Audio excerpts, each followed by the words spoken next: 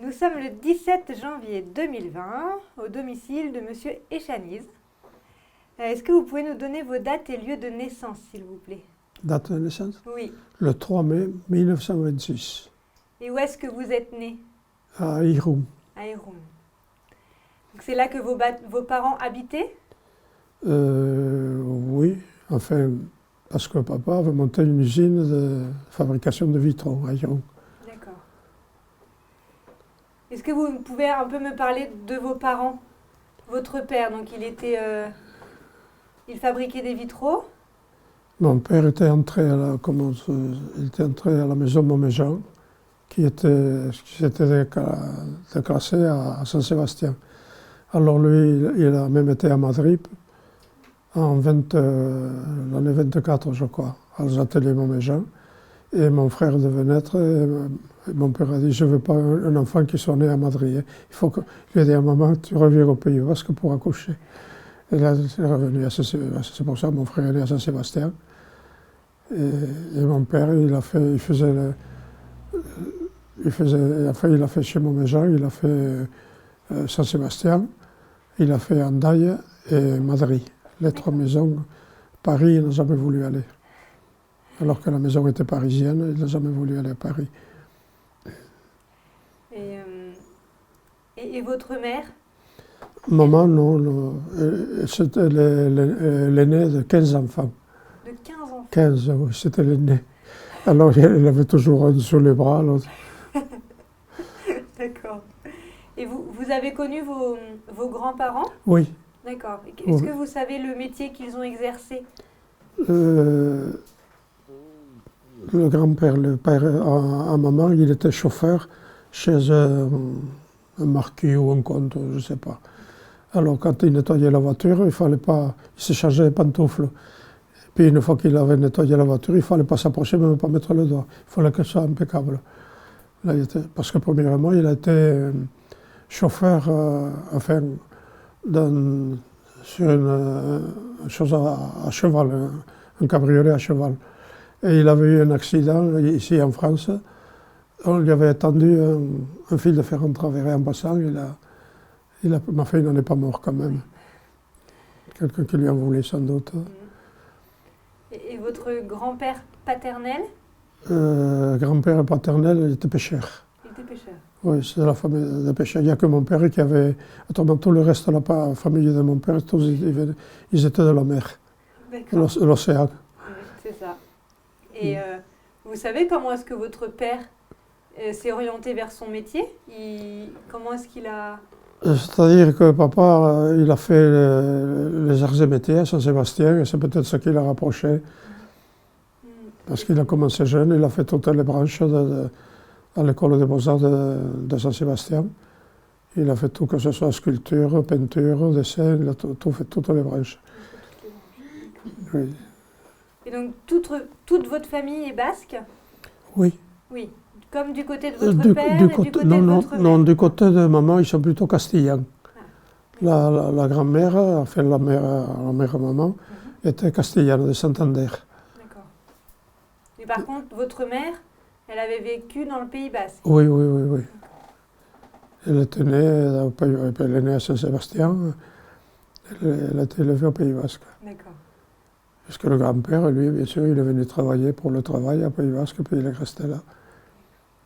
Et je vous dis, il était méticuleux, il ne fallait pas mettre le doigt sur la voiture une fois qu'il l'avait lavée. Je peux comprendre. Il ne se changeait les pantoufles pour monter dans la voiture. D'accord. Vous avez des souvenirs, vous, de votre enfance en Espagne? Pardon?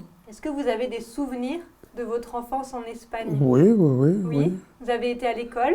Ah oui, jusqu'à l'âge de 11 ans. D'accord. Enfin, c'est-à-dire qu'à Irun, jusqu'à l'âge de 10 ans. D'accord. Puisqu'il a fallu évacuer en 1936. Et là, j'avais juste 10 ans. J'ai des photos de classes depuis tout petit. On a une photo générale, je ne sais pas, je dois avoir 4 ou 5 ans ou 3 même. On avait les cheveux comme ça, tout. D'accord. Et votre père, est-ce qu'il était engagé en politique? Il était pour l'indépendance du Pays Basque. D'accord. engagé en politique, oui, il faisait partie des membres de ce qu'on appelait le PNV, le Parti nationaliste basque. Ça n'avait rien d'extrême droite, le Parti nationaliste, hein, ça n'avait rien à dire. Ah. Non, non. Et parce que son père l'était aussi? Non. Non. Non, non, il ne s'occupait pas de politique. D'ailleurs, mon grand-père, il est mort assez jeune, le grand-père de mon père, enfin, il est mort assez jeune quand même. Et donc votre père, dans ce parti-là, il avait donc des amis qui étaient Oui, aussi dans ce parti? oui. Il faisait partie de tout un groupe? Ben, vous avez une photo là-bas avec le président Aguirre et d'autres membres du gouvernement. La photo est là-bas, là-haut. D'accord. Oui, donc il... D'ailleurs, quand Aguirre est venu à Toulouse pour l'inauguration de... C'était le film Le mariage de Ramuncho. D'accord. Et il avait été invité par M. Dumas, qui était le directeur de... Quel était le journal que dirigeait Dumas? Tu ne te rappelles pas? Je te parle. Le journal que dirigeait M. Dumas à Toulouse, un journal de droite, centre-droite, quoi.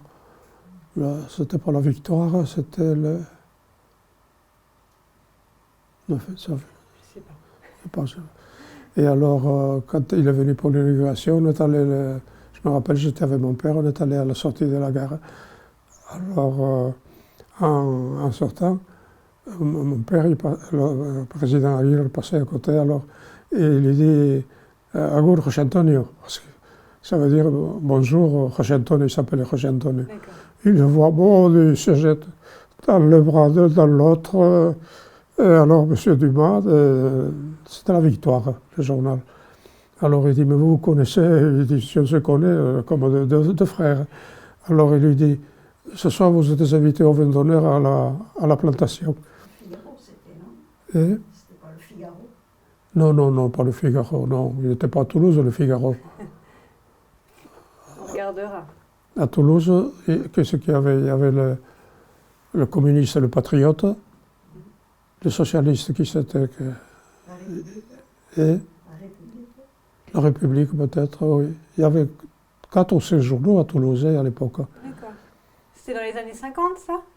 Dans les années... Et L'indépendant. Oui, mais je te dis, il y avait, je ne sais pas, 5 ou 6 journaux, il y avait sur Toulouse. C'était à quelle époque ces différents journaux et cette histoire? À quel moment ça s'est passé?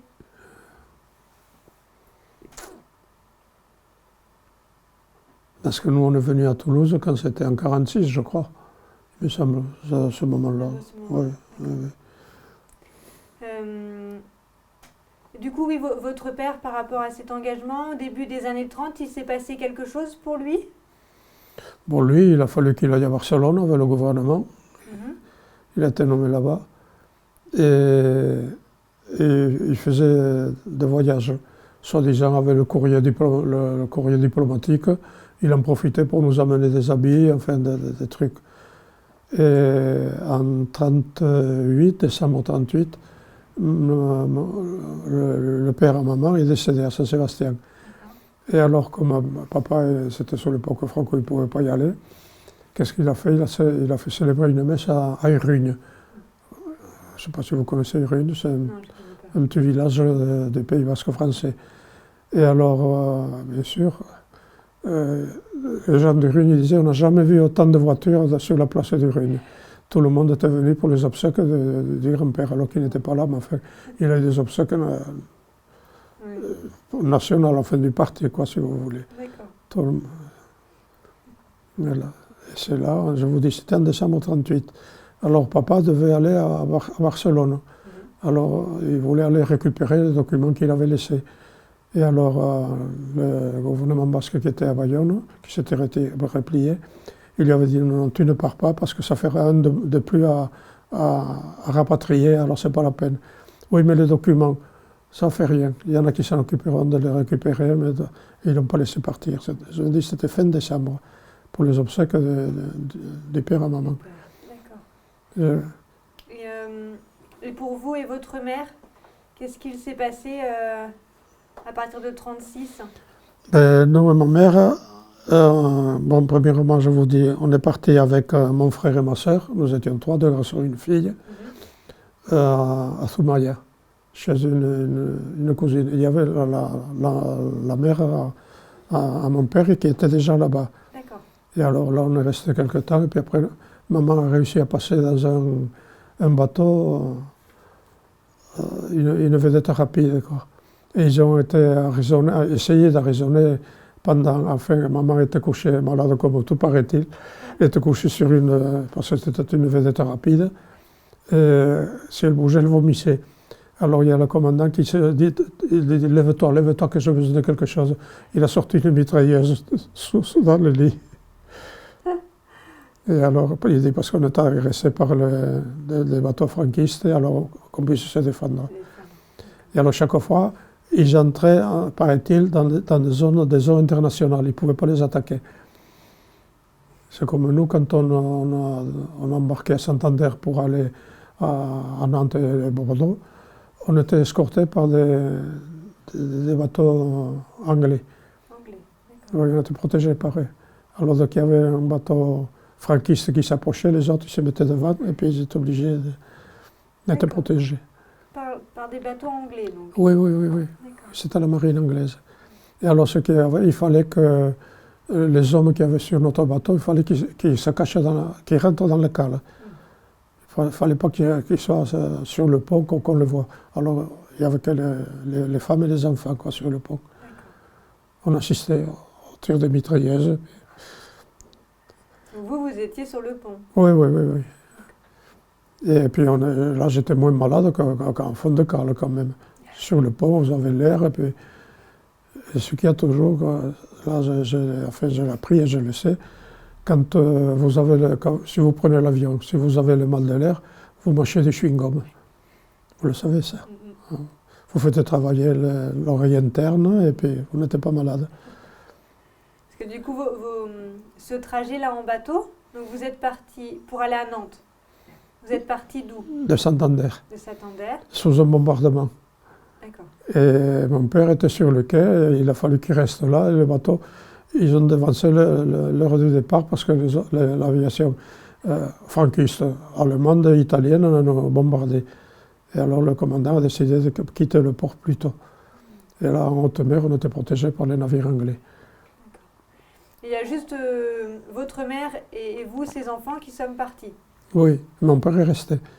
Parce qu'il y avait l'âge, le comité de non-intervention. Et il entrait dans l'âge. Alors qu'est-ce qu'il a fait? Comme il faisait partie du gouvernement, un peu du Pays Basque, il s'est maquillé la carte d'identité, il s'est rajouté 5 ans de plus. Comme ça, il a pu partir. Il est parti après? Non, on est parti avant. Lui, il est parti plus loin. Il attendait jusqu'aux Asturies. Il embarquait finalement dans les Asturies. Il a continué. Mais combien de temps après vous, il a embarqué?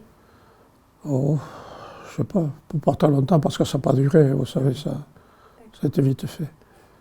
Et pourquoi est-ce que vous êtes allé à Nantes? Je sais pas. C'était le bateau? Il allait à Nantes? Le bateau est allé à Nantes et on n'a pas voulu de nous à Nantes, alors on est redescendu sur Bordeaux. D'accord. Et à Bordeaux, on a débarqué. Et alors maman, justement, elle avait dit qu'on avait de la famille au Pays Basque, on avait les moyens de vie. Et c'est vrai, on avait encore des restes qui sont à Irune dans les environs.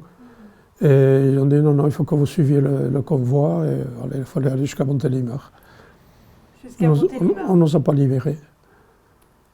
Et Montélimar, je vous dis, gardé par des tirailleurs sénégalais. Ali, et puis voilà, j'étais content. Donc c'était un camp à Montélimar? Comment? C'était un camp à Montélimar? Une caserne. Une caserne. Une partie de la caserne, il y avait les troupes, les tirailleurs sénégalais, et puis une autre partie aux réfugiés. D'accord. Est-ce que vous avez comment c'était au quotidien dans cette caserne? Oh, il y avait celui qui faisait fonction de directeur. Il y avait. Il était petit, il montait sur la table, alors il disait en moitié espagnol, moitié français: Aujourd'hui, on ne peut pas sortir parce qu'il y avait une épidémie dans le camp. Alors, pour ne pas contaminer les gens de Montélimar, on nous interdisait de sortir. Alors, les Espagnols disaient no podéis salir porque hay fieras. Au lieu de fiebres, fieras. Il y avait des fois, alors on rigolait. Et sinon, de temps en temps, vous pouviez sortir? Oui, à Montélimar, on était privilégiés. Mon frère et moi, on était un peu privilégiés. On pouvait sortir à cause de l'aumônier. D'accord. Vous pouviez y aller tous les jours? Ah oui, on se vadait tous les jours. On avait un bon petit déjeuner chez les sœurs, alors on en profitait. Et comment est-ce que vous avez pu être en lien avec ces sœurs et l'aumônerie? Eh bien, à cause de l'aumônier qui venait au camp pour voir si on avait besoin. Il faisait partie de... C'était pas la Croix-Rouge, c'était le Secours catholique. D'accord. Il faisait partie du Secours catholique, alors il venait voir si on avait besoin de quelque chose. Alors, maman, un jour, lui dit, oui, on a besoin des espadrilles. Le lendemain, on avait des espadrilles. Voilà, c'était vite fait. Et il y avait d'autres enfants qui y allaient avec vous? Non, rien que non. Vous et votre frère? Il n'y a que mon frère et moi, oui. Ma soeur, elle restait... Elle restait avec votre mère? Avec maman, oui. Et votre mère et votre sœur pouvaient sortir de temps en temps aussi? Oh, à certains moments, oui, quand le commissaire a décidé qu'on pouvait sortir, on allait faire un tour dans la ville de Montélimar. C'est là que je vous dis qu'un jour on a croisé Tino aussi. C'est petites anecdotes. Et vous aviez d'autres liens avec la population de Montélimar? Non. Pas de lien, d'accord. Non, à part le chanoine, non, les jeunes. Non, on était traités comme des rouges. Alors, un jour, il y a un gosse qui a dit « Mais maman, ils n'ont pas de cornes, ils n'ont pas de queue. » Parce qu'on était le diable. Vous voyez dans quel esprit ils étaient élevés. Oui. Non, parce que Montélimar, c'était une ville très, très à droite. Hein. D'accord. Et par rapport à la nourriture, vous mangiez à la caserne, enfin au camp? Oui. Non, la nourriture, on ne va pas se plaindre. Ouais. On vous apportait la nourriture? Oui. On nous faisait, c'était des cuisiniers de Montélimar qui préparaient la nourriture. Et alors on avait droit à une baguette de pain. Il y en avait, je ne sais pas, plus grande, 17 parts. Alors il y en avait un bonhomme, il les comptait et il recommençait. Alors un jour, maman en a eu marre, il lui dit prenez-en un ou deux si vous voulez, mais ne le touchez pas tous, après il faut qu'on les mange nous. Alors, il y avait des accrochages comme ça. Alors on avait droit au vin. D'accord. Et comme personne ne buvait du vin, ni maman, ni nous, et la tante non plus, alors elle avait trouvé la combine d'échanger le vin par du lait. Alors on avait du lait. Alors un jour, il y a une bonne femme, un bon homme qui a respecté, qui avait respecté pourquoi le lait. Et ma tante qui lui dit, si le vin, on ne le veut pas, on nous donne du lait. Mais vous en avez des restes. Et si j'en ai des restes, je me laverai les pieds avec. Parce que, attention, ma tante, il ne fallait pas lui marcher dessus. Parce que donc, dans ce camp, enfin, à cette caserne à Montélimar, il y avait votre tante avec vous. Pardon? Il y avait votre tante avec vous dans ce oui, camp. Oui, ma tante, oui. Et après, quand même, elle est partie de Montélimar, elle est rentrée à Saint-Sébastien. Ah, d'accord. Oui, elle n'est pas restée avec nous. Il y avait le grand-père, il était soi-disant malade, alors c'est là, il a fallu qu'elle rentre. Et vos grands-parents, eux, ils sont restés au Pays Basque, en Espagne? Oui. Vos grands-parents? Oui, ils n'ont pas bougé. Ils n'ont pas bougé. Si, ils sont partis de Saint-Sébastien, ils sont partis à Zumaia, mais encore, je sais pas, 30-40 km, pas plus. Hein. Et votre père, pendant ce temps? Ben, lui, il naviguait. D'accord. Pendant quelque temps, on est resté sans avoir de ses nouvelles, on ne savait pas ce qu'il était. Et puis un jour, on le voit, il arrive, je ne sais pas si c'était le gouvernement, le département, la députation de Guipúzcoa, qui s'était déplacé à Zumaia.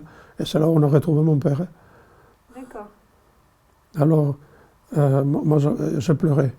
Je disais que j'avais mal aux dents. C'était pas vrai, j'avais pas mal aux dents. Il fallait que je pleure. Et alors, il lui a donné de l'argent à une de ses sœurs, à sa sœur aînée, mon père. Et il lui a donné pour que tu leur achètes une brosse à dents. Il a acheté une brosse à dents pour tous les trois. On s'est passé la brosse à dents. vous avez retrouvé votre père, vous étiez... Là, mon père, on l'a retrouvé à Soumaïa. Puis après, quand même, quand maman a réussi à passer, elle nous a emmenés de Soumaïa, on est parti à Las Arenas. D'accord. Alors, il y a le fameux pont suspendu. On est parti là-bas. Chez un cousin à papa, qui était commandant, il commandait un yacht, les propriétaires étaient anglais. Alors il était ancré là au port de Las Arenas, et il était là, il fallait qu'il soit tous les matins, tous les jours là, sur le yacht, mais il ne sortait pas en mer. D'accord. Et donc ça, c'était avant ou après Montélimar? Après Montélimar, oui. Et entre ça et Montélimar, vous avez été dans d'autres villes avant de retrouver votre père? Est-ce que vous avez été ailleurs qu'à Montélimar? Non.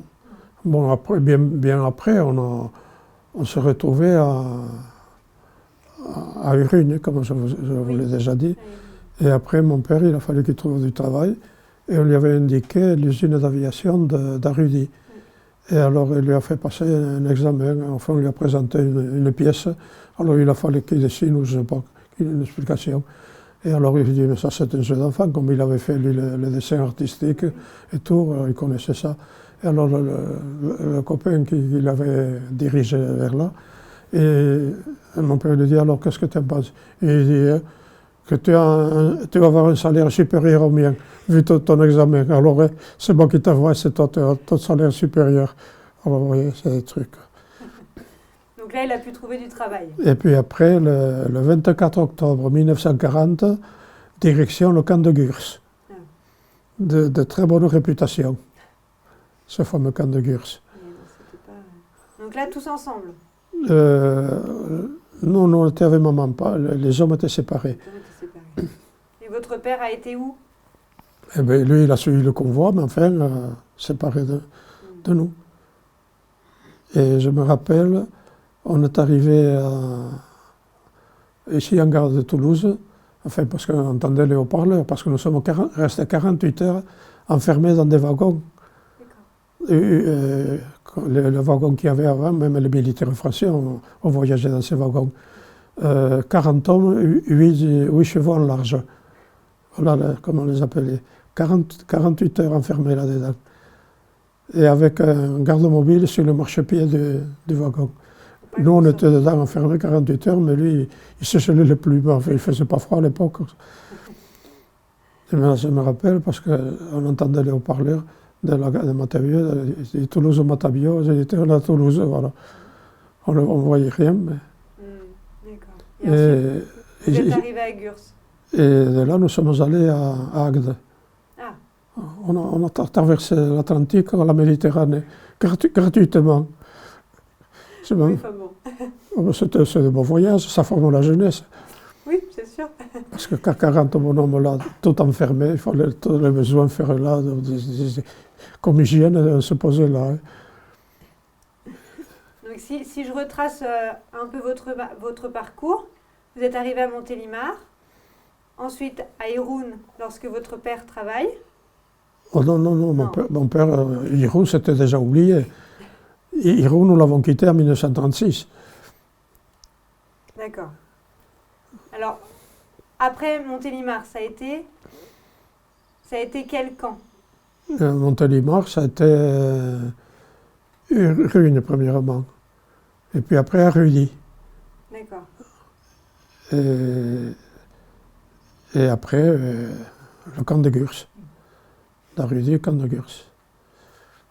Alors, j'avais une anecdote. Au camp de Gurs, il y avait... attendez, que je me mélange les pédales. C'était où qu'il y avait un jeune, nommé Madariaga, que son père avait réussi avec 4 planches, mettre de la paille, et il avait fait... C'était au camp d'Agde, ça. D'accord. Alors, comme je dis, un jour, en parlant ici, dans le quartier, il y en a un qui dit « Oui, monsieur », je dis « Oui », et effectivement, son père avait fait une crèche avec de la paille, et en plus, le petit s'appelait Jésus. s'appelait Jesus Madariaga. Ouais, voilà. En attendant, il a été directeur de l'hôpital de Castres. Ah oui, Oui, ça n'a pas été, il n'a pas roulé le pouce. Hein. non, Il était réputé à Castres. d'accord. Alors, Et à Gurs, comment c'était le camp à Gurs? le Gurs, c'est Bourbier. Quand on est arrivé, là, c'était plein de boue. On s'enfonçait jusqu'aux chevilles, on perdait la chaussure. Il fallait aller chercher les chaussures dans la boue. Voilà. Mais on n'est pas resté longtemps. On est resté Vous êtes resté combien de temps? une semaine, 8 jours. Et de là, on nous a amenés au camp d'Hydron. C'est un camp militaire qui est à côté de Pau. Là, c'est pareil, on était 8 jours. D'accord. Alors, j'avais un ami qui était séminariste, qui était parti, on était très amis. D'ailleurs, un jour de plus, on me trouve au séminaire, moi, à Naï, on ne me trouve plus. Et bien, par chance, sinon, je quittais mes parents. Non, je continuais. Alors lui, il est venu au camp d'Hydron, en soutane. Il s'est fait quoiquer, tout de plus. Alors je lui ai dit, écoute, Jacques, tu vois comment tu es reçu. Je m'en fous, ils disent ce qu'ils veulent. Moi, je viens te porter ma ration de chocolat. Ça, c'est gentil. Alors voilà. Non, et puis c'est les parents de celui-là, ils me payaient des études au séminaire pour être prêtre. D'accord. Et puis, un jour trop tard. D'un côté, j'ai préféré, je n'ai pas abandonné la famille, parce que là, j'ai abandonné. J'aurais été peut-être mieux, mais enfin. Mais votre famille, elle était... Non, la famille, ça comptait, ça compte. Et dans ces deux camps, la nourriture, c'était Non. comment? Mauvaise, la popote. Pire que la popote, c'était. Et il y avait de l'eau? Oui, sauf l'hiver, le fameux hiver 41, où les bidons de lait arrivaient gelés. Et les pompiers venaient nous porter de l'eau pour avoir de l'eau pour boire. Les pompiers d'Agde venaient nous porter de l'eau. Donc c'est à Agde que vous êtes resté le plus longtemps? Non, on est resté 3 mois. 3 mois, d'accord. Et là, on nous a dirigés sur Rivesaltes. Des bons souvenirs. Oh, j'ai de bons souvenirs à Rivesaltes, je sais pas. Oui. C'était comment à Rivesaltes? Ben, c'est-à-dire qu'à Rivesaltes, j'étais un peu planqué aussi. Il y avait une place qui était destinée à mon frère, une chance pour moi, et il tombe malade. Alors mon père qui dit, écoute, tu la prends la place, on ne va pas laisser tomber cette place. C'était à l'intendance générale. Alors la popote du camp, je ne la mangeais pas.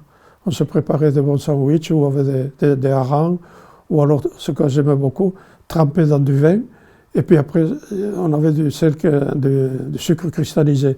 On tournait là-dessus, c'était dans le monde. On ne mangeait pas la popote, non, pas besoin. Et vous avez eu la chance, entre guillemets, d'avoir ce poste-là? Oui. Non, parce que je mettais en avant toujours, puisque j'avais mon certificat d'études quand même, au camp d'Agde. C'était pareil. Quand un jour, oui, il y en avait un qui s'était évadé, ils avaient coupé des barbelés. Alors moi, comme je ne pouvais pas rester arrêté, je me promenais par là. Alors c'était l'Espagnol, il demandait au garde mobile qu'il avait besoin de clous pour arranger les barbelés. Alors je ne comprends pas ce que tu me dis. Il vous dit qu'il a besoin de pointe pour clouer les barbelés. Tu parlais bien le français, toi, et alors, j'ai mon certificat d'études aussi, si vous voulez, parce que je lui retenais tête, surtout que c'était un qui était très méchant, un garde mobile, il se baladait tout le temps avec un fouet. Et si on s'approchait des barbelés, à coups de fouet, il nous recevait. Tout le monde le craignait. Et bien, je suis allé au camp et je leur dis, voilà, j'avais des pointes. Alors, pareil, mais tu parlais bien le français? Oui, j'ai mon certificat d'études, je sortais toujours mon certificat. Et je suis tapé à la machine, ah bon? Il dit, on va porter le point et tu reviens. Alors je reviens au corps et il me dit, tu veux travailler encore? Ben, je ne demande pas mieux, moi plutôt que rôder toute la journée. Et je lui dis, mais j'ai mon frère qui est comme moi. Eh bien, va aller chercher ton frère aussi. Et voilà comment on est entré au corps. Et là, vous faisiez quoi comme travail? Au secrétariat, taper des laissez-passer d'autorisation ou rien du tout. Il y avait d'autres enfants comme vous qui faisaient la même chose? Non, là, au bureau, non, on était avec mon frère. J'avais réussi à le faire entrer, et puis c'était tout. D'accord. Et donc là, il y avait aussi votre mère et votre père étaient séparés de vous? Ou Oui, on était séparés, oui. Et vous le voyez de temps en temps, Ben, c'est-à-dire que moi, comme dépistonné, j'avais l'autorisation de laisser passer permanent pour la ville d'Agde et tous les camps.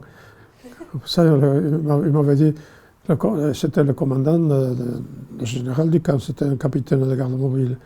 Et il m'avait dit comme ça, vous pourrez, parce qu'il ne tutoyait pas, hein, même un gosse, vous voyez, vous pourrez venir voir votre père quand vous voulez et aller en ville quand vous voulez. Alors après, je lui avais demandé une autorisation pour aller tous les dimanches, qu'est-ce que vous voulez faire, et aller tous les dimanches à la messe.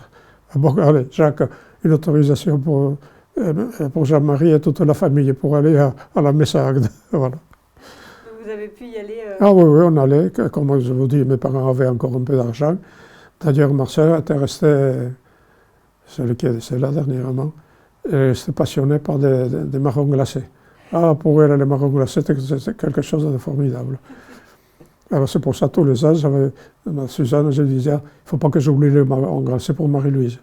Et la pauvre, elle est morte, mais pas bien du tout. Et à part le dimanche, vos parents, ils pouvaient sortir du camp? Non. Non. Non. Il n'y avait que moi qui étais pistonné. Et votre frère aussi, non? Non. Juste vous. Il n'y avait que moi qui étais pistonné. D'accord. Et vous dormiez comment et où dans ce camp? Dans des baraquements.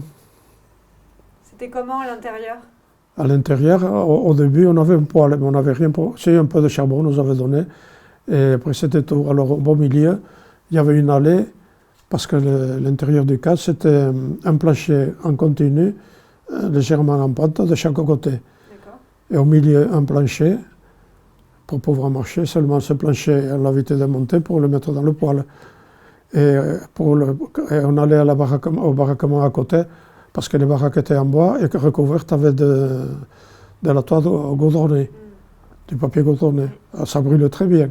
Seulement, après, le matin, quand vous vous réveillez, vous aviez 2 doigts de glace sur la couverture, parce qu'on avait droit qu'à une couverture. Et alors, on s'habillait pour aller au lit. Le soir, on mettait tout le linge qu'on avait, le bonnet, tout. Et voilà. Et on se réveillait 2 doigts de glace sur la couverture. Personne n'est mort de froid. Hein. Oui, il faisait froid quand même. Bon, je ne sais pas. Pourtant, ce que je vous dis, c'était le fameux hiver 41, où tout le monde se plaignait de cet hiver, que jamais ils avaient connu un truc pareil. On a survécu. Et là, il y avait votre sœur aussi avec vous? Oui, on était là, on n'était pas, oui, on était séparés. Enfin, moi, j'étais, même mon frère était resté avec Ada. Il n'avait pas l'autorisation, mais enfin, bon, on se maquillait un peu. Il y a toujours des combines. Oui, c'est vrai. Et est-ce que vos parents, ils ont pu avoir des laissez-passer autres que le dimanche à un moment donné pour sortir? Non, on ne demandait pas. Jamais. Non, D'accord, ils ne demandaient pas. non. Non, ils ne demandaient pas, peut-être qu'ils ne les avaient pas eu non plus. Parce que... Et les autres personnes du camp, elles pouvaient sortir? Non, personne. Il fallait une raison valable pour... D'accord. Et vous aviez des amis dans ce camp? Des personnes que vous connaissiez? Oui, puisque je vous dis, on nous a tous embarqués le 24 octobre 1940, comme j'appelle, c'était la rafle d'Arudi. Personne n'en parle de cette rafle. Mais enfin, là, on se connaissait tous, tous des amis. C'était des personnes qui venaient à peu près du même lieu que Oui, en Espagne? il y a beaucoup de Basques là. On était beaucoup de Basques, oui. D'accord. Oui. Et du coup, là, vous aviez ce travail-là, mais ceux qui ne travaillaient pas, ils faisaient quoi la journée au camp? Ils passaient le temps comme ils pouvaient. Oui, c'est ça. Non, mais voyez, il y a un prêtre, le vicaire d'Arudi, que quand on a été arrêté, il est allé à la préfecture à Pau pour demander la libération de notre famille. Alors il est venu avec l'autorisation de nous libérer. Et papa a dit non. Il dit parce qu'aujourd'hui, on va être libérés et demain, c'est une autre rafle. On va aller où? Il dit tandis que là, nous sommes tous des amis, des parents, on est tous connus. Il a dit je préfère partir tous ensemble que non partir avec une faveur. Et c'est comme ça qu'on a rejoint tout le groupe. Je vous dis, le 24 octobre 1940. À 2 heures de l'après-midi, on embarquait dans des fourgons de garde mobile, camp de Gurs. D'accord. Mais ça forme la jeunesse, tout ça. Oui, mais bon. Oui, ben oui, il faut connaître tout le mauvais de la vie et pas rien que le bon. Hein. Comme ça, on peut en parler. Alors, bien souvent, quand on voit des choses comme ça, Suzanne me dit « Oh, le pauvre Georges dit ça, c'est rien à côté de ce qu'on a passé. » Et le camp d'Agde, donc ça a été le dernier camp que vous avez... Non, à Non, Rivesaltes. Rivesaltes. C'est le dernier camp donc, que vous avez Oui, connu. oui, oui. Et vous y êtes resté longtemps dans ce camp? Eh bien, je pense 3 mois, bien 9 mois, oui, facilement. Et là, il y avait toujours avec vous le même groupe, Ou plus ou moins, oui. plus ou moins, oui, que oui, ceux plus qui, ou moins, oui. qui avaient été raflés Oui, à oui. Rudy. D'accord. Et après le camp d'Agde, qu'est-ce qui s'est passé pour vous et votre famille? Après le camp d'Agde, ben, je vous dis Rivesaltes. Pardon. Après le camp de Rivesaltes, c'est ce que je voulais dire. Et bien là, Qu'est-ce qui s'est passé pour vous et votre famille? on a été libérés quand mon père et mon frère ils ont obtenu une autorisation. D'ailleurs, ils ont été 21 à s'évader, aidés par un qui faisait partie de la milice, qui n'était pas plus milicien que moi, un catalan, français, D'accord. qui les a aidés à s'évader. Et dans le groupe de 21, il y en avait un qui était arménien, personne ne l'a voulu. Parce que lui, Raspail, il les avait fait inscrire dans des bataillons de travailleurs étrangers pour aller arranger les routes dans l'Aude, couper les routes pour la visibilité. Et lui, personne n'a voulu, on ne sait pas ce qu'il est devenu. Donc là, votre père et votre grand frère s'évadent. Oui, oui, oui. Pourquoi est-ce qu'ils ils ont choisi de s'évader? Et pourquoi rester dans le camp? Ah ben oui, c'est sûr. Oui. Mais bon. Parce Il y avait que- quoi qui les attendait en dehors? Ben oui, mais là, ils ont eu l'autorisation de travailler, enfin de considérer comme des travailleurs. Ils portaient un numéro de matricule, hein, le nom était supprimé. Ils ont travaillé où alors? Eh bien, ils ont arrangé pas mal de routes dans l'Aude, coupé les virages. Et mon père, il ne savait pas porter la brouette, il a renversé tout le temps. Il n'a pas fichu de porter la brouette pleine de terre. Mince. Alors, voyez que... Et vous, vous êtes resté au camp avec votre sœur et votre mère? Oui. Et lorsqu'ils ont eu parce qu'il fallait qu'ils aient un salaire, donc mon père ait un salaire et un loyer pour pouvoir demander notre libération. Et là, on a été libérés. On a passé une nuit à la gare de Rivesaltes, attendant le train. Et puis le lendemain, on est allé jusqu'à... Je ne sais pas si il est venu nous chercher à Carcassonne ou Narbonne, enfin, peu importe. Et là, nous sommes montés à la Montagne Noire. Alors, habitués au camp où tout était plat, arrivé là-haut, tout était en pente comme ça. Arrivé, je n'osais pas marcher, moi, tellement j'avais peur. Ça m'a impressionné de voir cette pente. Non, et puis là, c'est ça qu'on était bien accueillis quand même. Les gens, on était bien accueillis par la population. D'accord. C'était. Vous avez logé où alors là? Ben, une ancienne boulangerie. D'accord. Oui, oui. Dans quelle ville donc? C'était dans quelle ville ce premier logement? Eh bien, c'était à Cessac, Ah, c'est Sac. Saïsac, Oui, c'est vrai. le fameux château. Donc là, il y a eu plutôt des bons liens avec la population locale. Oui, oui, oui, oui, oui. D'accord. Oui. Non, puis maman étant enceinte, parce qu'on lui avait prédit, après l'accouchement de ma soeur aînée, non, c'était la troisième, qu'elle ne pourrait jamais plus avoir d'enfant. Et puis là, elle va trouver la sage-femme qui était doctoresse, son mari aussi était docteur. Alors elle lui dit, enfin non, je ne vois pas. Et le maman qui lui dit, si je suis enceinte, je suis de temps.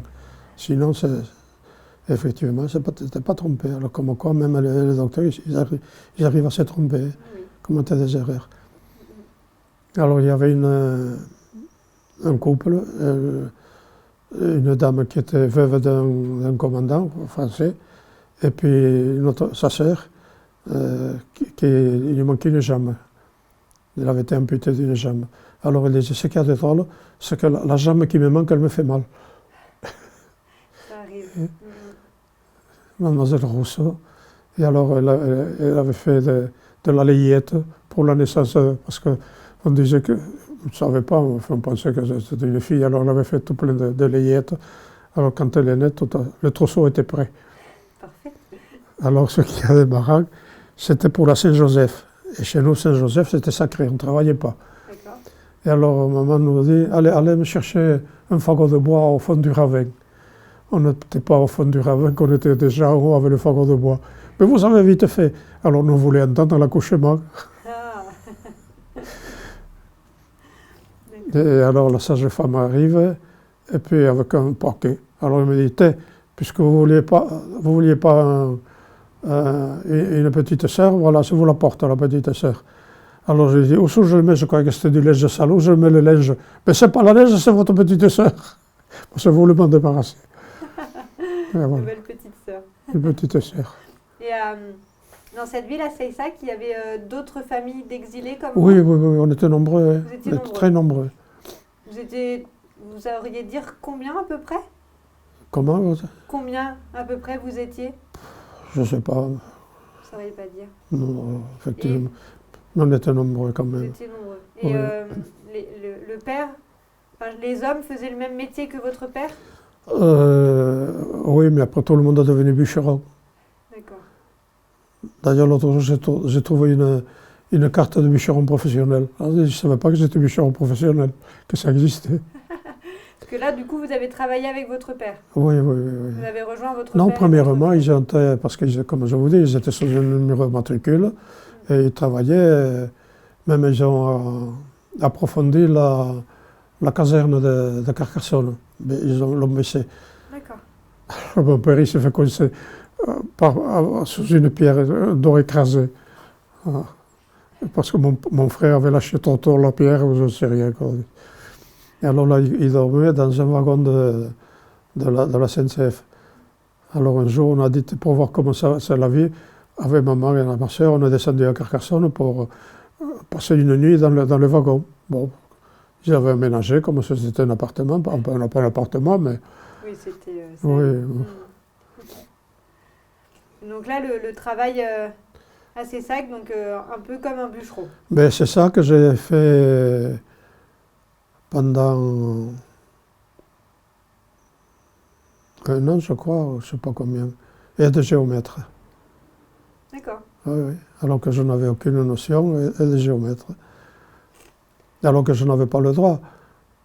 Parce que c'est fonctionnaire, il fallait être français, et je ne l'étais pas moi encore. Et alors la femme du maire me dit, Jean-Marie, t'en fais pas, tu seras français pour être géomètre. Et voilà, ce qui fait que je connais tous les recoins de Seysac. De Seysac. Oui, oui, oui. D'accord. Et vous parliez bien français? Oui. Et vos parents aussi? Maman, pas du tout. Elle le comprenait, mais pas du tout. Alors, quand elle est arrivée à Toulouse, les gens lui disaient, mais enfin, comment tu fais dans les magasins pour te comprendre? Tu ne parles pas français? Oh, elle savait bien que je portais l'argent, elle me comprenait même que je leur parlais espagnol. D'accord. Et par contre, votre père, lui, parlait français? Oh oui, il fallait entendre le français de mon père aussi, mais enfin. Ah. Mais il parlait le français. D'accord.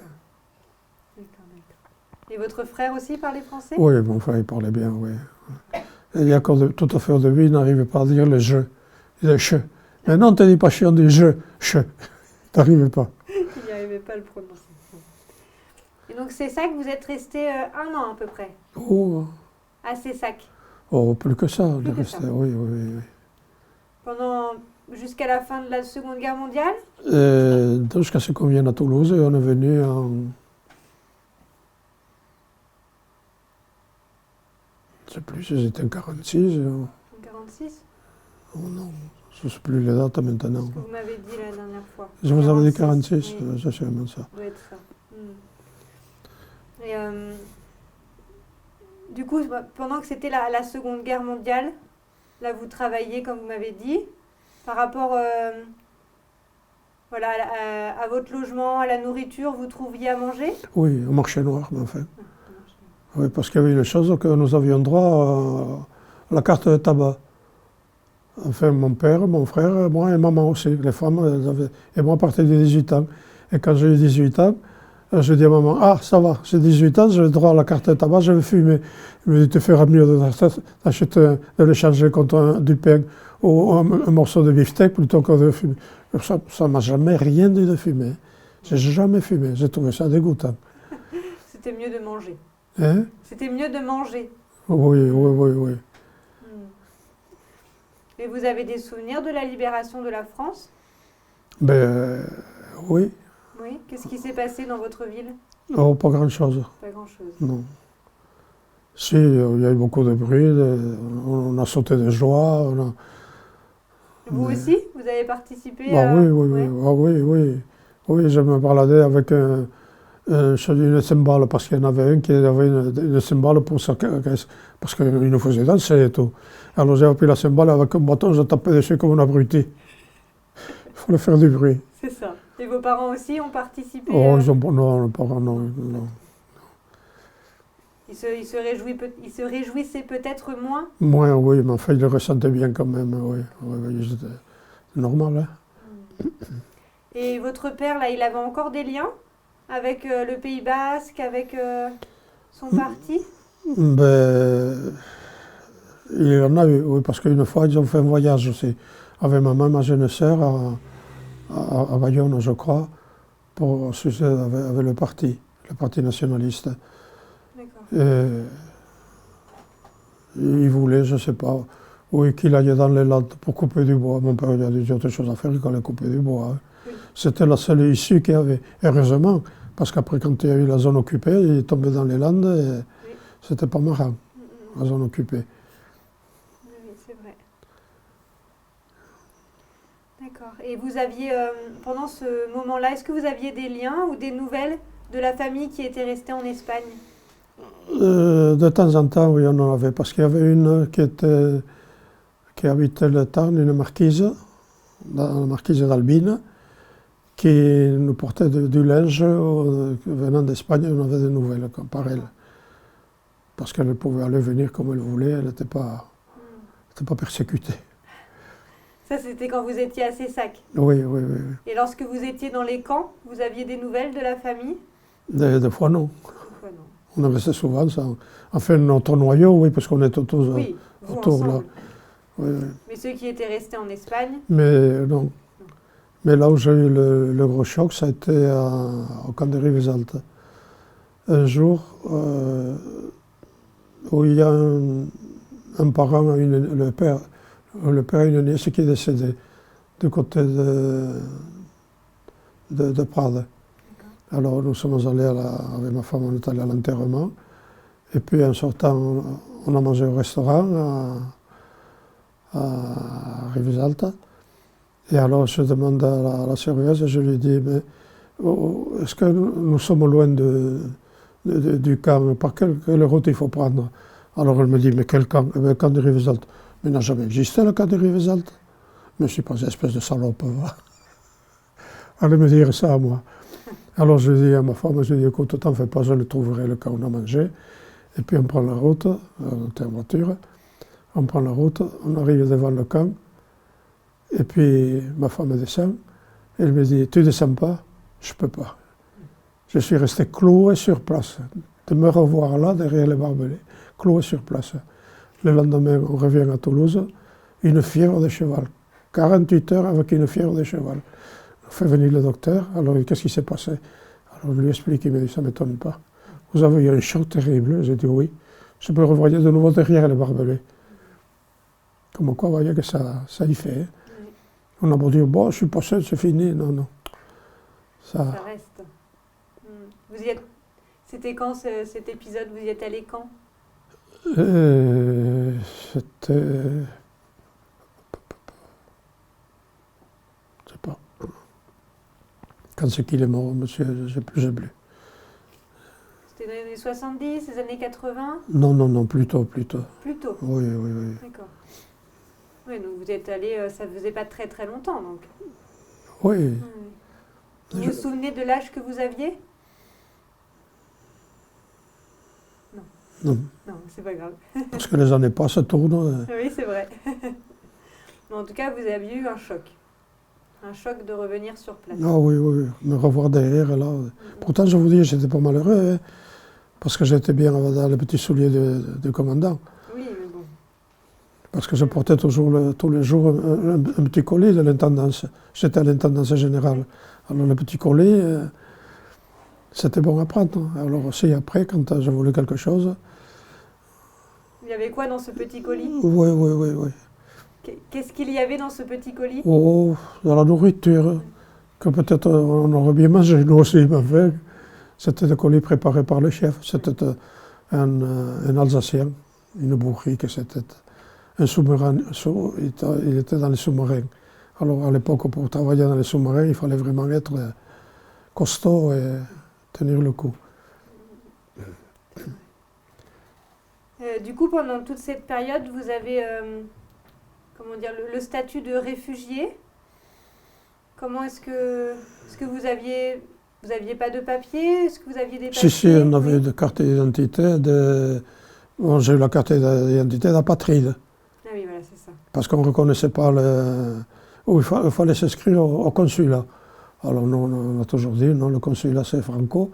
Nous, on a fui Franco, il nous a chassés. C'est pas pour aller maintenant faire partie du consulat. Et alors, j'ai la carte d'apatride. Et c'est votre certificat de réfugié? Oui, oui, oui. C'est Oui. celui-là? Oui. Et donc après ces sacs, vos parents sont arrivés à Toulouse? C'est-à-dire que premièrement, c'est mon père et mon frère qui sont venus à Toulouse, parce que les conditions d'acquisition pour mon père, c'était la condition de nous prendre les deux garçons. Et alors là, il y a une anecdote qui est marrante, je ne sais pas si je vous l'ai raconter.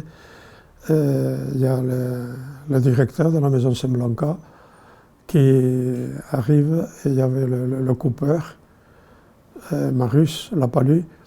Et il dit: Marius, je viens de recevoir une lettre de mon homme qui sait tout faire. Il est dessinateur, il est peintre, il fait maquettiste. Ouais. Il était comme ça. Tout le monde sait tout faire. Ah bon? Et comment il s'appelle? Alors il lui dit: attendez, il cherche la lettre, parce que papa avait écrit aux anciens, il avait demandé à la chambre des métiers ici les adresses. Alors il lui a donné les adresses des gens qui étaient morts depuis des années. Alors lui, mon père, il a écrit partout, et c'est tombé à la maison Saint-Blanca. Et il lui dit: eh bien, attendez, c'est José Chanis. José Chanis vous a écrit: vous pouvez aller le chercher même en vélo si vous voulez, c'est l'homme qu'il vous faut, l'homme qui vous manque ici à l'atelier. Et voilà. Est-ce qu'il le connaissait? Oui, ils avaient travaillé ensemble chez Montméjean, à Andaille, à Saint-Sébastien. Ils se connaissaient de là. Donc votre père a pu retrouver du Ah travail là. oui. Et donc vous et votre frère, vous avez travaillé aussi? Et premièrement, il n'y a eu que mon frère qui a pu venir, moi non. Mais enfin, 2 ou 3 mois après, je suis venu. Et vous connaissiez ce métier déjà? Mais non, je l'ai appris. Vous l'avez appris donc ici, à Saint-Blanca, lorsque vous avez commencé? Parce que là, à 20 ans, je crois que je devais avoir 20 ans, j'ai fait quand même l'école des Beaux-Arts de Toulouse. Au cours du soir, au cours du matin, mais j'ai les diplômes, le carnet de... En même temps que le travail à Saint-Blanca, vous suiviez ces cours? Oui. Et du coup, vous avez habité où à Toulouse? Premièrement à l'hôtel, D'abord à l'hôtel. rue Pouzonville. Je voulais raconter l'anecdote qu'il y avait la gérante qui faisait un peu le rôle de chose de maison de passe. Alors elle demandait s'il y avait une chambre. Alors, s'il y en avait, la gérante sortait par la fenêtre et disait: Coco, monte! C'était un tirailleur sénégalais. Alors ma jeune sœur, qui était au-dessus, quand elle voyait après passer un tirailleur, elle disait: Coco, monte! Et après l'hôtel, vos parents ont trouvé un logement? La baraque du Courdillon. Donc là, c'est là que vous êtes arrivé à la baraque du Courdillon. Là, à l'hôtel, on avait 2 chambres. Alors moi, je couchais sur le matelas par terre. Mon frère couchait dans l'autre, dans le sommier. Et ma mère avec les filles dans le lit. Voilà. Et au Courdillon, c'était comment? Au Courdillon, premièrement, il n'y avait rien. D'accord. On a installé ça, on a fait fabriquer des chaises et une table, Mais il était interdit de s'asseoir sur la chaise parce qu'elle se cassait. C'était nous qui l'avions monté avec des bouts de bois. Mais c'était très joli à l'entrée. Vous entriez là. Alors, des décorations, non, c'était à l'atelier qu'il y a des plaques qu'on avait séparées après, avec des machins faits au pochoir. Et les gens arrivaient et disaient, mais on ne dirait pas qu'on est dans le baraquement. Et non, on n'était pas dans un baraquement, on voyait que c'est bien. Et il y avait d'autres personnes qui habitaient Oui, dans ce baraquement? je vous ai dit, oui, il y avait les invalides civils, qui étaient juste à côté de nous. Et ils n'étaient pas nombreux à l'époque. Hein. Je ne sais pas, 6 ou 7, pas plus. D'accord. Alors, il y en avait une qui s'appelait Raymonde. Alors, quand il a commencé, Raymonde, il y a de la saucisse aujourd'hui. Alors, on se rappelait de ça. Est-ce qu'il y avait d'autres exilés espagnols qui étaient avec vous?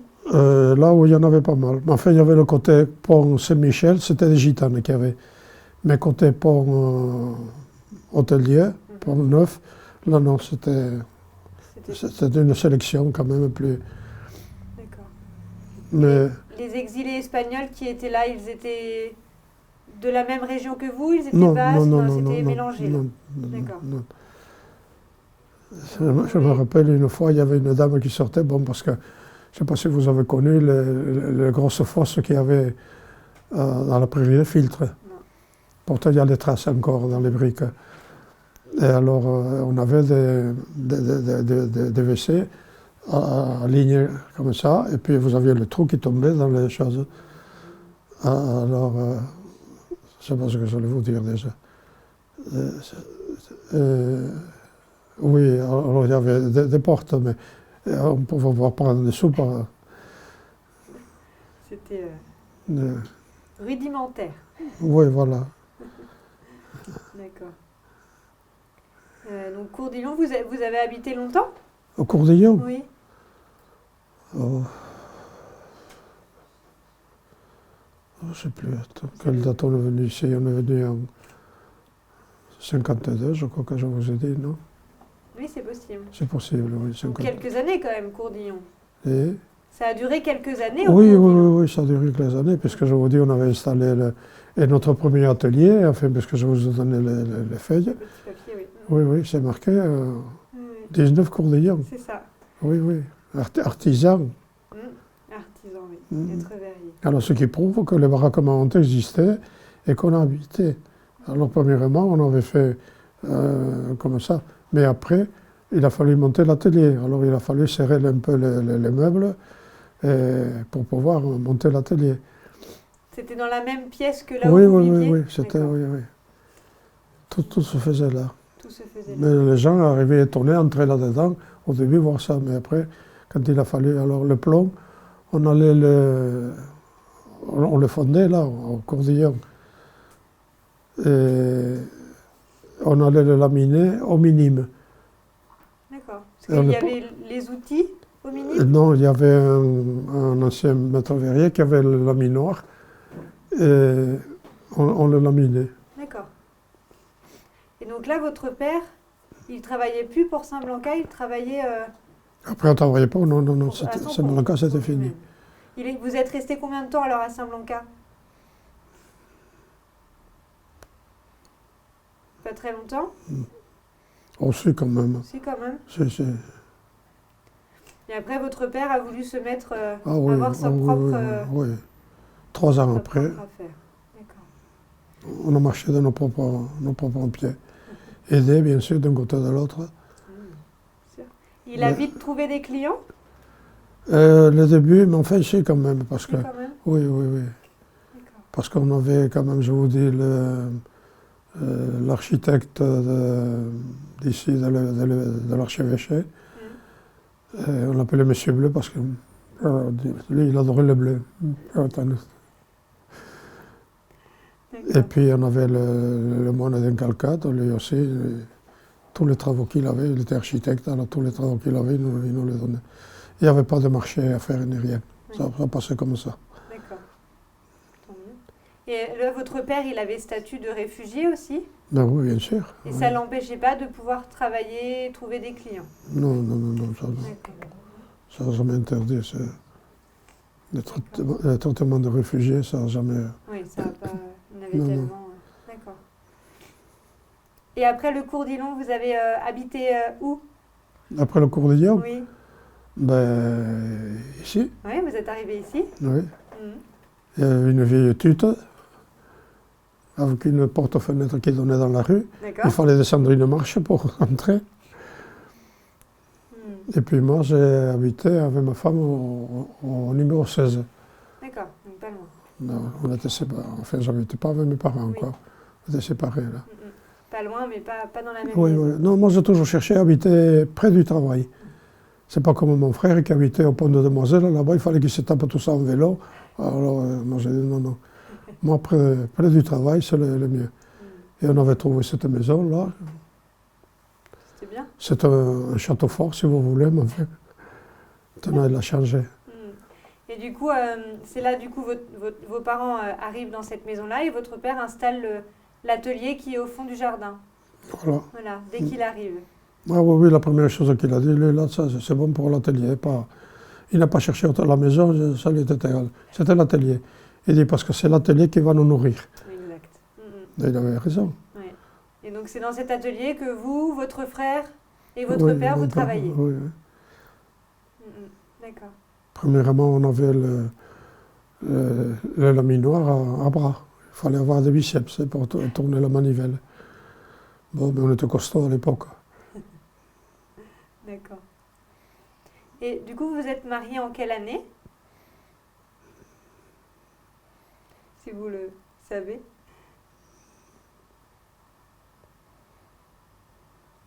Je sais plus. C'est pas grave. Et votre épouse, elle était d'origine espagnole aussi? Oui, oui, D'accord. espagnole, elle est. Carrément espagnole, castillane, elle était. Ah, elle n'était pas basque comme vous? Non, non, non, elle n'était pas basque. D'accord. Et vous l'aviez rencontrée à Toulouse? Oui, oui, oui, Oui. oui. Et elle était... c'était une réfugiée aussi ou elle était arrivée en France plus tôt? Elle est arrivée plus tard, au contraire. tard. Elle est arrivée en contrebande. Elle a traversé la Bidasoa dans la boue. Ah, Elle avait un furoncle et enfoncé dans la boue jusqu'à je ne sais pas où. Son furoncle a mûri. d'accord. Elle avait traversé avec sa famille ou Toute seule. toute seule? Oui, oui. Pourquoi est-ce qu'elle était venue en France? Et pour raison de ses parents qui habitaient Carbone. D'accord. Ses parents habitaient Carbone. Mon beau-père était ailleurs.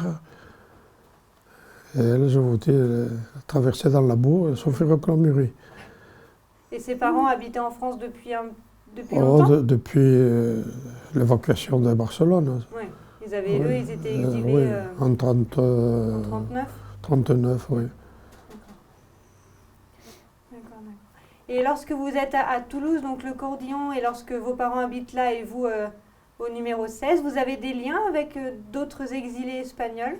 Non, mais comme moi j'étais au 16, mes parents n'étaient plus au Cordillon, ils étaient déjà Non, ils ici, étaient dans là. la vieille maison, oui. Oui, oui, bien sûr. Oui, oui, oui.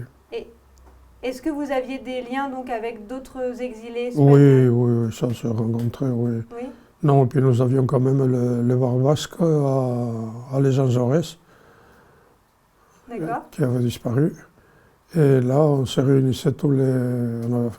Il y avait un prêtre basque français Mhm. qui avait organisé une chorale. Et on allait répéter là-bas, on répétait tous les samedis soirs. D'accord. Voilà. Donc vous étiez plutôt entre basques? Oui, Plutôt, d'accord. oui, plutôt entre basque. Plutôt entre basques avec Parce qu'on d'autres chantait plutôt Espagnols. basque que... D'accord. Et sinon, vous avez participé à d'autres activités culturelles espagnoles à Toulouse? Avec les Espagnols, non. Non. Non, non, non. D'accord. D'accord. Non, toutes ces histoires de Casa d'Espagne et ceci, cela, jamais fréquenté. Ça vous intéressait pas? Non, non, non, parce qu'on parlait beaucoup de choses qui n'étaient pas vraies. D'accord. Ce que l'on dit, non. Moi, je parle de ce que j'ai vécu, et pas ce qu'on m'a dit. D'accord. Oh, moi, je ne le connais pas. On sait personne. Ben voilà, c'est ça. D'accord. Mhm. Et donc, vous êtes toujours resté dans ce quartier après? Oui, oui, oui, oui, oui. D'accord. Et vous aviez des voisins qui étaient exilés espagnols ou qui étaient basques? Et- Est-ce que dans le quartier, il y avait d'autres personnes qui étaient exilées espagnoles? oui, mais pas beaucoup. Pas beaucoup ici? Non. D'accord. Il y avait qu'un couple qui habitait là pratiquement en face. Et je crois que c'était tout. Ah, d'accord. Ils étaient d'Iron quand même aussi, Ah. originaires d'Iron, alors ce qui fait que... D'accord. Et vous savez comment est-ce que votre père a... Enfin, il s'est installé ici parce qu'il a trouvé la maison, parce qu'il avait trouvé l'atelier ou... Alors lui, la première chose qui lui a plu ici, c'est l'atelier. L'atelier, oui. Il a dit que c'était une porcherie qui était toute en ruine, mais il a dit on va la remonter comme on a de nos propres mains. Hein. D'accord. Il ne cherchait pas un quartier particulier à Non, Toulouse? non. Il voulait trouver un lieu de travail... Non, voyez. Oui. Oui. D'accord. D'accord. C'est d'ailleurs celui dont je vous parle là, qui Oui. était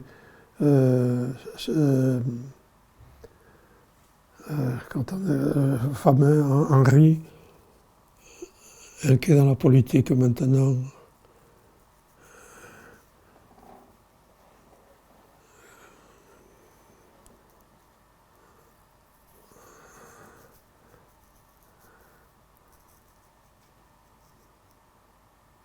Enfin, peu importe, ça fait C'est pas grave. c'est pas grave. C'est pas grave. Et tout à l'heure, on parlait de la chorale. Il y avait d'autres activités culturelles ou sportives que vous faisiez? Pelote basque. La pelote basque? Mm. Avec vos amis basques aussi? Bah oui. Oui? Oui. D'accord. Oui, il y avait, mais plutôt basque français, quoi. Ah oui, d'accord. Enfin, il a fallu qu'on se fasse le champion de France. Et on a été battu en finale de la Coupe des championnats de Midi-Pyrénées. C'était normal. D'accord. Et par rapport à Toulouse et à la population française, vous êtes toujours, enfin, comment dire, il y a toujours eu des bons liens ou comment est-ce que vous vous êtes senti accueilli ici, à Toulouse? Pas mal, enfin, je pense. Oui. Là, non, la seule chose qu'il y avait l'ancien bar là-bas, la Barmondie, quand je rentrais, parce que comme tant ici je joue au foot aussi, alors quand je rentrais avec mon sac ou comme ça, je ne loupais pas. Quand j'avais dépassé le bar, je me retournais, je voyais 3 ou 4 têtes, les gens qui passaient la tête pour me voir passer. Et dit, ça y est, il rentre, Jean-Marie, il rentre. Ah oui. Eh bien oui, il rentre. D'accord.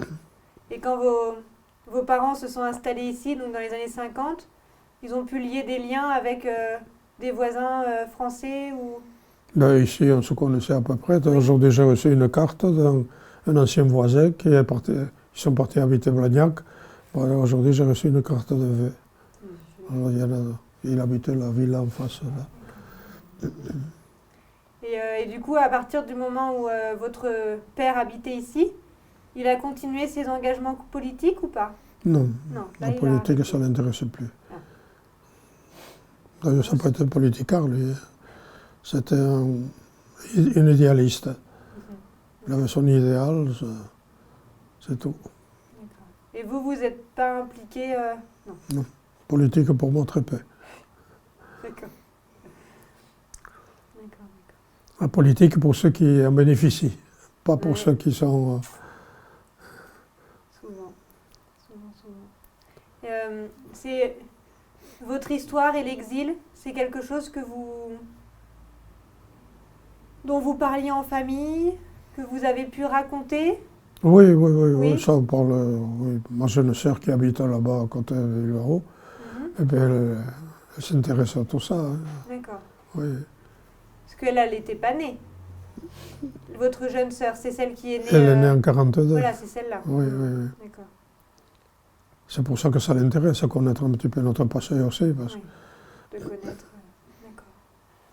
Et avec des neveux... La fille à Suzanne a reçu une vidéo, en fait, je sais pas, des vaches qui dansent. Elle m'a montré ça, sa fille me l'a montré. Je lui ai dit, mais elles sont devenues folles, ces vaches, c'est pas possible. Oui. Et c'est une histoire dont vous parlez, par exemple, à des neveux ou nièces, si vous en avez, ou... De nouveau? Est-ce que vous avez des neveux ou des nièces? Oui. Et c'est une histoire...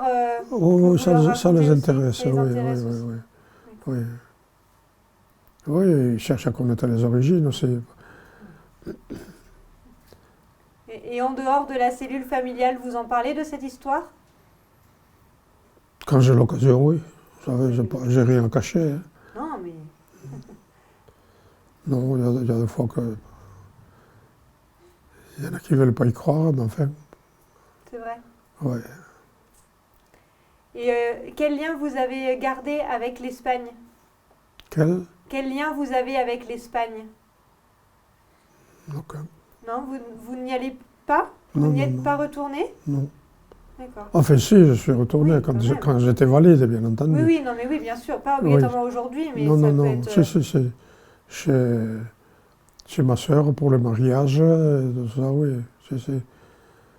Le mariage de ses enfants. Oui. Donc dans le Pays Basque, là, vous avez grandi? C'est là que vous retournez? Lorsque vous alliez en Espagne, vous retourniez dans le Pays Basque où vous avez grandi? Oui, mais très tard après. Très tard. Après la mort de Franco. Est-ce qu'avant la mort de Franco, vous avez pu retourner en Espagne? Non, on ne voulait pas. On ne pouvait pas. Vous ne pouviez pas. Non. Votre père non plus? Oh, mon père, moi encore. C'est ça. D'accord. Et est-ce que votre père, lui, il est retourné là-bas après la mort de Franco? Oui. Vous vous souvenez la première fois que vous êtes retourné là-bas?